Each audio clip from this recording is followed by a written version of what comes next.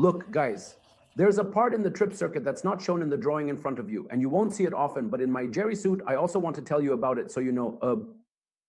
In the trip circuit, you'll see it as protection. But as you understand the trip circuit, we should understand both together at once. Look, guys, you have a function in protection called circuit breaker failure. What's the story of the circuit breaker failure? It says now you have this paper with you, and I also sent it to you. It tells you that at some point there was a fault on your cable, a fault on your transformer, whatever the fault present on your feeder, a fault occurred. Okay, after the protection time, relay protection time, meaning this relay detected, for example, this fault as overcurrent, definite time, overcurrent, inverse characteristics, whatever. After a certain time delay, it starts to give a trip command. Great, very good. So as soon as the trip command is issued, what happens? As a relay protection, I have a function inside called overcurrent. This function now says that I detected a fault. It lasted for 2 or 3 seconds, whatever the time, and then it sent a trip command to disconnect the circuit. Great.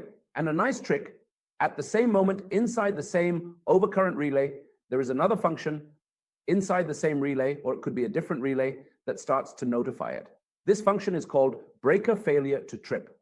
That's its name. So what does the overcurrent say? It says, be careful, I have now sent the breaker, meaning I have sent the breaker a trip signal. All right, that's good. So you see whether the breaker will open or not. As for me, I saw a fault and sent a trip signal. I'm informing you right now, simultaneously with sending the trip signal, that I am sending the trip signal. At this moment, engineer, we call this something called circuit breaker failure. Circuit breaker failure. All right, initiation or start means the moment your circuit breaker failure function begins.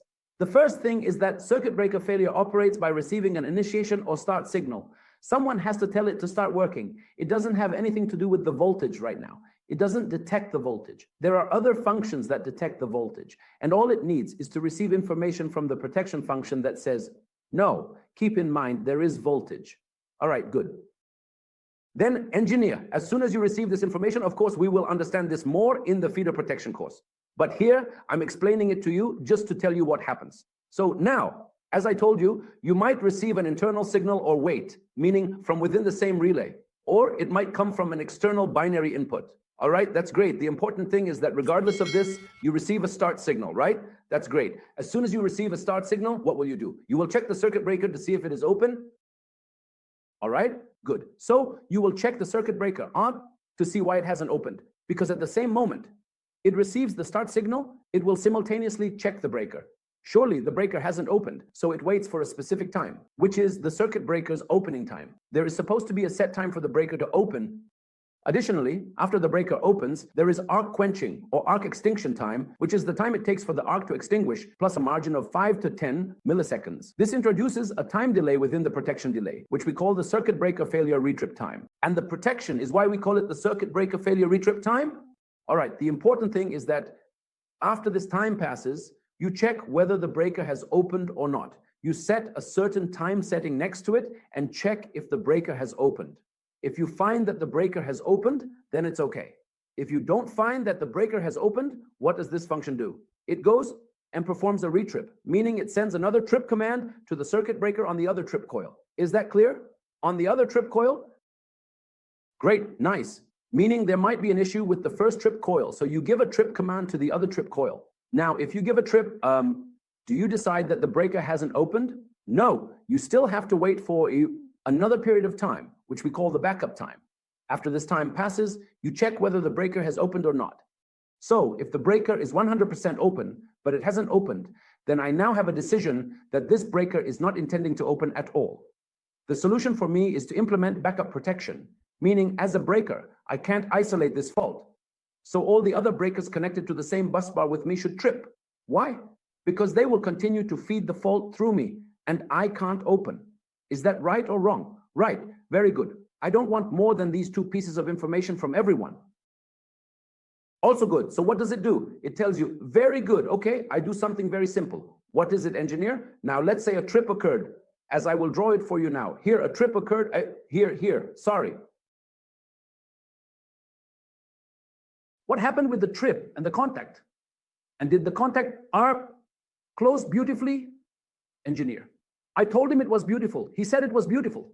Okay, The breaker didn't open, and there was a retrip, and it didn't open, and there was a backup trip, and the other breakers tripped. So what's up with the breaker? The breaker is still closed, Engineer Rashad, which means that 52E is also closed, right or wrong? I told you right. Okay, this means that the positive, look now, focus with me, the positive will come like this. Here it comes like this, here it comes like this. Right, very good. Okay, and it will go here like this, and it will go here like this, and it will go here like this, and go down like this, and go to the trip coil, and what's coming to it? It's getting negative from which side? From the other side.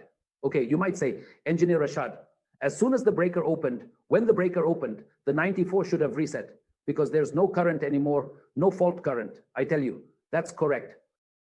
But consider it as 86, not 94, meaning it's a lockout. Okay, normally, when the breaker opens due to a lockout, you don't have a problem. Why? Because the 52, what did it do? It opened the circuit, right? Am I wrong? But now the breaker has a mechanical problem. The breaker didn't open. The breaker itself has a mechanical problem. So we should go and check the breaker. Its spring is broken. Let's open the breaker and see what the problem is. All right, great. In this case, this contact is closed, right? Or am I wrong? So even after the fault is cleared, the switch gear is all fine. The positive is still coming here to the trip coil and the negative. So what's going to happen to this trip coil? It's going to burn out. That's why it takes a normally closed contact here from the function called circuit breaker failure. The second stage, which is the backup protection. Is that clear? So that when it reaches this stage, what happens to this coil? It opens, performing what is called a safe trip. This ensures or protects the trip coil from burning out in case there is a mechanical issue with the breaker and the breaker does not open. This is what we call a safe trip. And finally, you have a contact here. And this contact is only present in breakers that are in the GIS, which is the contact or even in the breaker if it has a gauge for measuring gas pressure. So, of course, when the gas pressure is low, it means that the gas is not capable of extinguishing the arc, and thus it prevents the breaker from opening if there is a fault in the breaker.